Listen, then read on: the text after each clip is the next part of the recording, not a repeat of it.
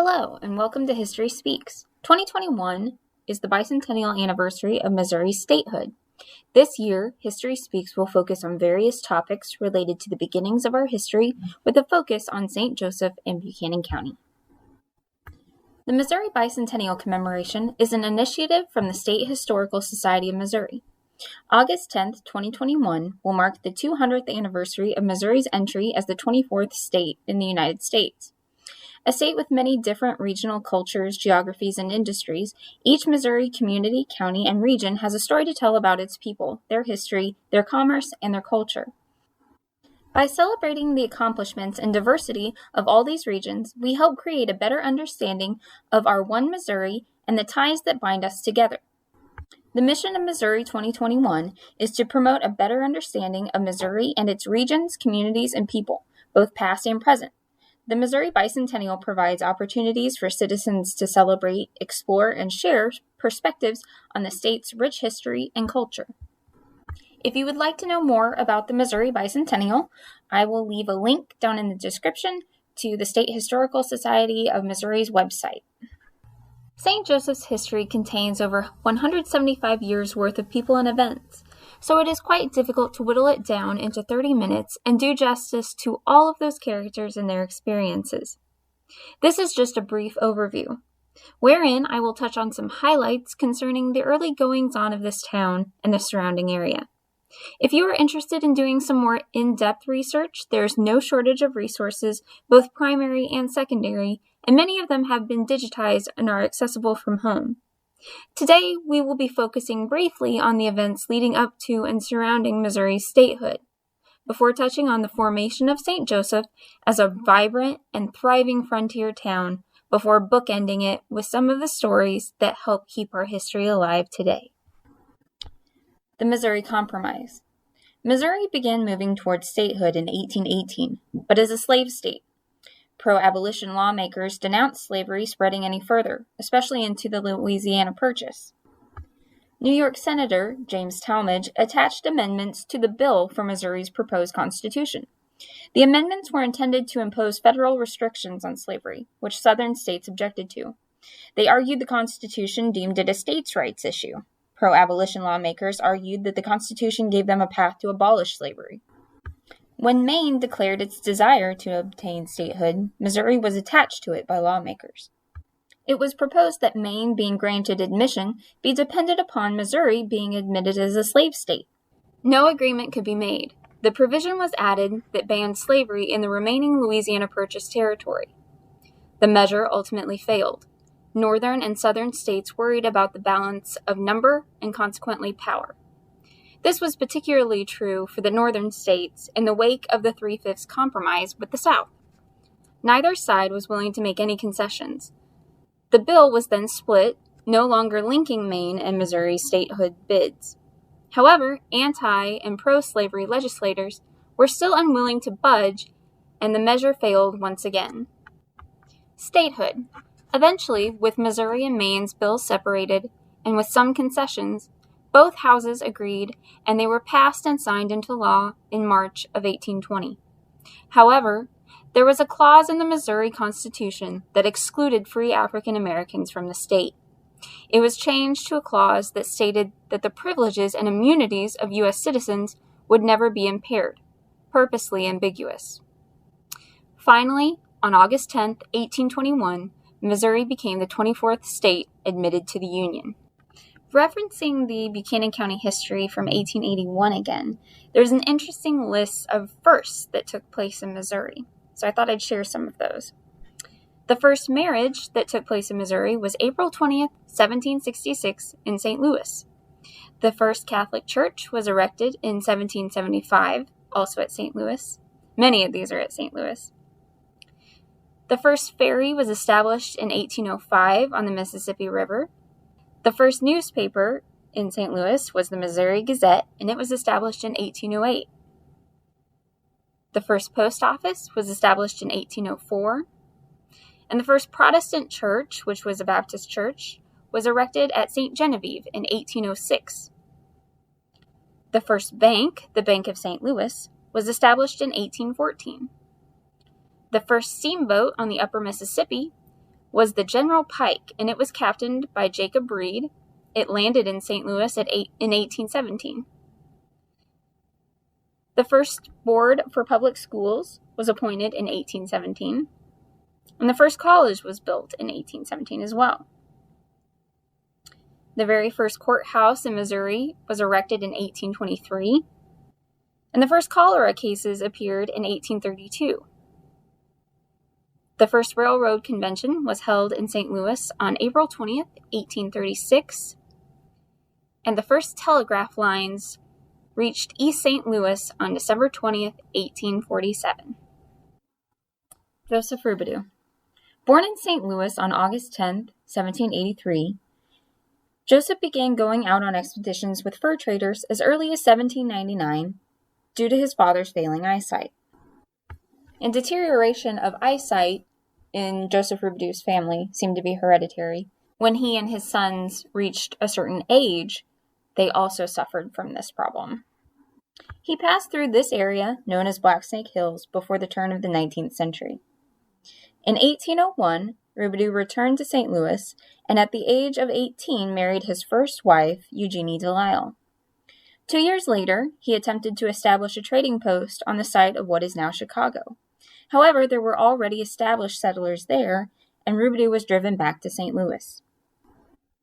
After the death of Eugenie in 1805, Rubidoux set out in search of trading posts along the Mississippi and Missouri rivers, before settling in Council Bluffs for a little more than a decade. In 1808, Pierre and Auguste Chouteau established the Missouri Fur Company. In 1813, it merged with John Jacob Astor's American Fur Company. The Chouteau family is notable within Missouri's history for a myriad of reasons, but especially because one of the first court cases concerning slavery was brought up against Pierre Chouteau Sr. If you would like to learn more about this and other topics concerning Missouri's early history, I suggest checking out the Missouri Humanities Council's Struggle for Statehood exhibit. This was a traveling exhibit. We actually had it here in August, but they've been able to pivot to an online format for a digital exhibit, and I will link that down in the description below.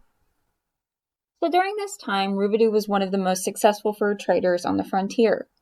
He spoke French fluently and multiple indigenous dialects, as well as he had Geoffrey Deroyne with him, who was a man that he had enslaved as a young boy and kept with him. Rubidoux was too independent for the liking of the American Fur Company, however, and they decided that Rubidoux was a threat to their business. They made him a proposition to buy his stock of his trading post at 50% above the normal rate and pay him $1,000 per year for a period of 3 years. And essentially, they entered him into a non-compete agreement. Upon selling his trading post, he went back to St. Louis, where he opened a bakery. At this time, it was only the second one in St. Louis, but the venture was largely unsuccessful. He put his older sons to work doing deliveries for him, helping out, but it was said he gave out too much credit and no one ever paid him back. Also, this was a time when most people were making their own breads and baked goods. And Rubidoux decided that the bakery business was much too boring for him. So in 1825, he persuaded John Jacob Astor and the American Fur Company to let him establish a post at Blacksnake Hills. They decided that that's far enough away from the bluffs and that it wouldn't be much competition. He also got them to agree to pay him $1,800 per year. So Rubidoux arrives in Blacksnake Hills in 1826, and he built a large log house and a stockade and traded under the American Fur Company until 1830, when he bought out the company's interest in the site. Buchanan County. White settlers began trickling into the area of Blacksnake as early as 1836. It wasn't until December 1838 that the General Assembly passed the formation of Platte and Buchanan counties. The first recorded white settler in this area was Judge Weston J. Everett. According to the 1881 Buchanan County history, Judge Everett had passed through this area in the autumn of 1836. He was taken by the country that surrounded him and decided to permanently locate here, arriving in February of 1837.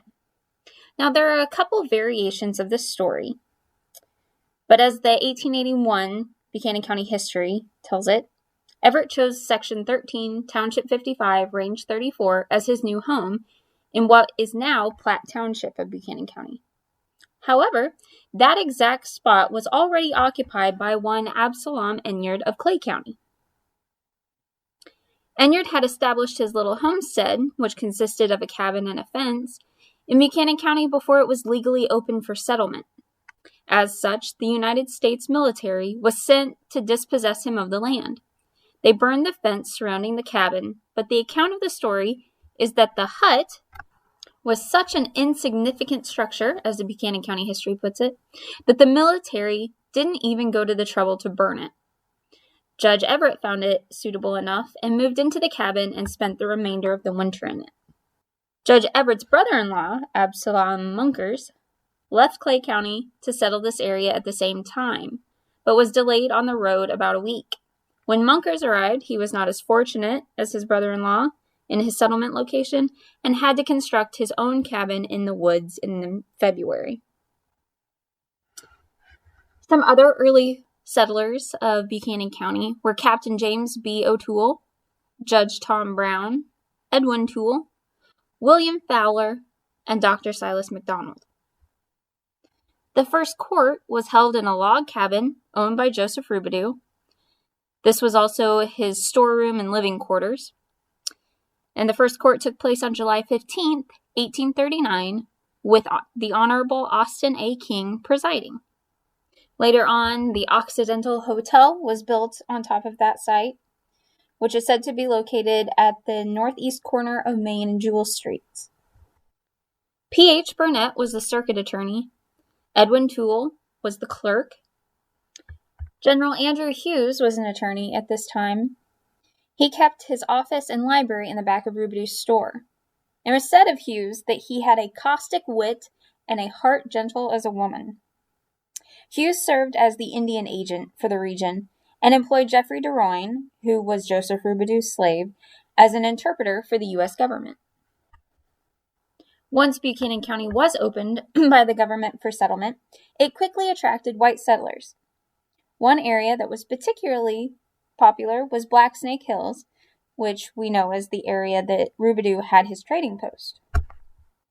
There are many stories surrounding the early history of St. Joseph in Buchanan County, as well as Joseph Rubidoux. And it is these stories, though they change and are embellished throughout the years, that help us preserve and pass on our history. One such story sets the stage for the founding of St. Joseph. In 1839, George Warren Samuel and two others from Independence offered to purchase Rubidoux's land for $1,600 because they wanted to establish a town. Rubidoux agreed to this proposition, so Samuel and his associates went back to Independence and returned with saddlebags full of silver. Before he agreed to sign the paperwork to sell it, however, Rubidoux proposed that they play a game of cards.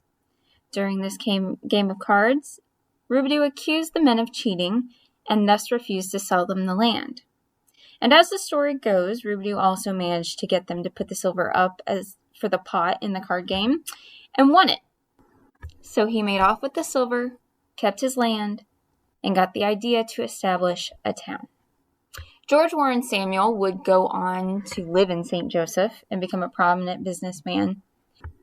His daughter, Annie Inslee Samuel, who would later marry John Lemon, would go on to be one of the founders of the first iteration of a public library in St. Joseph, and she got her father, George Warren Samuel, to donate the space for the first library. The initial seat of Buchanan County was Sparta, about 14 miles south of St. Joseph. It was chosen as it was centrally located within the county. The first courthouse was a small log cabin. In 1842, the county put up $6,000 for a new courthouse. But by this time, the population of Blacksnake Hills had grown considerably, and there were murmurings of moving the county seat to Blacksnake Hills. The residents in Blacksnake Hills signed a petition asking for the removal of the county seat and presented it in February of 1843. It was signed by 956 taxable residents of Buchanan County. That was 3/5 of the population. The court of Buchanan County appointed a committee to find a suitable location for a new courthouse. The members consisted of Winslow Turner, James Hall, and James Kuykendall. After scouring the county, they selected the southwest quarter of Section 8, Township 57, Range 35. That location is where the current courthouse is located today. At the time, this site was owned by Joseph Rubidoux. Coincidence? Rubidoux immediately put the call out to plat the town. There were two plans considered for the new town. One submitted by Simeon Kemper, a surveyor. It was called Rubidoux. It had wide streets and small plots of land. The other plan submitted was that by Frederick Smith.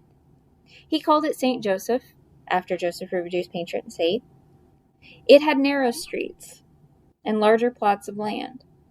He named the first streets after Rubidoux's children: Farron, Jules, Francis, Felix, Edmund, Charles, Sylvanie, and Messany.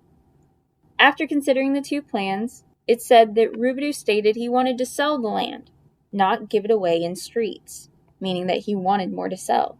Ultimately, it was Frederick Smith's plan that was chosen. The plat was filed at the Court of Common Pleas in St. Louis on July 26, 1843. On August 2nd, the official plat was returned to the town and was recorded. St. Joseph was now a city. Rubidoux began selling the land. He charged $100 for interior lots and $150 for corner lots. Coincidentally, Rubidoux owed quite a large debt to the Chouteau brothers. It amounted to about $6,000. He paid this down through the sales of the land. Frederick Smith's original plat still exists today. It was preserved thanks to Ed Wildberger when he was the recorder of deeds and his staff. Fred Smith will go on to become mayor and be a prominent citizen throughout his lifetime in St. Joseph. Smith was originally from Prussia. He had come to America, originally settling in New Orleans, but being pushed westward by the yellow fever outbreak. Upon settling here, he did well for himself. The timeline is slightly debatable if he was the first postmaster or if Rubidoux's son Jules was the first postmaster. But when Smith was the postmaster, there wasn't much mail in St. Joseph at that time, so he carried what letters there were around in his top hat. And Smith was quite the character. He was known for crashing parties because he seemed to always have a letter to deliver where there was one going on. There was a particular party one night which folklorist Mary Alicia Owen would one day go on to record into St. Joseph's history. The Three Janes. The story begins with the arrival of the steamship Lucy in St. Joseph, piloted by Captain F.B. Kercheval. The Lucy was offloading its cargo of freight, both commercial and passenger. Joseph Rubidoux arrived at the docks to take inventory and left the delivery of his goods to his son Felix. From atop a hillside, Mrs. Taylor and Mrs. Burr act as the narrators of this story. They hurry to the dock to see who's arriving, gossiping as each passenger exits the ship. They watch as Felix Rubidoux escorts his cousin Jane from the Lucy. While traveling from St. Louis aboard the steamship, Jane had made the acquaintance of a young Englishman named John Angel. As St. Joseph was a French and German frontier town, Mr. Angel found it difficult to understand the traditions and culture of this strange new settlement, a fact which is played for humorous effect later in the story. Felix becomes flustered by the arrival of Jane Mays and quickly leaves the dock with his cousin, and Mr. Angel is racing after them. Jane Mays was the half-sister of George Smith, who ran a wholesale business in Savannah with the Tootle brothers and William Fairley. That business would be the origin of Tootles and Fairley and the entire Tootle family business. From that information, and information later in the tale, we can confirm that this was Catherine Jane Smith, who later married Felix Rubidoux. Mrs. Burr and Mrs. Taylor witnessed Squire Hall approaching the ship to help carry luggage of another young woman, Jane Tolan. Jane Tolan is described as the niece of Mrs. Hall, and she had come to St. Joseph because she dreamt she would find her husband there. The Halls were hosting a party to introduce her to the townfolk, which leads into the next part of the story. As Mrs. Burr and Mrs. Taylor hiked up hills on their way back from the docks, they rested for a while to discuss the party. Fred Smith and Jack Redmond cross their paths as they are returning from a hunting trip along the Nottoway River. They inform the men of the party, and Fred devises a plan to get himself invited. He casually passed by the Hall house as the party began, and Squire Hall welcomed him in. At dinner, Fred and Jane Tolan are unusually quiet and awkward. Mrs. Hall retires to the kitchen and laments that the party is a bust. To liven things up, she decided to play a courting game, in which the women would go into one room and the men into another. One by one, the men were meant to enter the room and bow to the wittiest, kneel before the prettiest, and kiss the hand of the one he loved the best. John Angel, being an Englishman, did not understand the rules, so he bowed to Jane Tolan to ask her advice.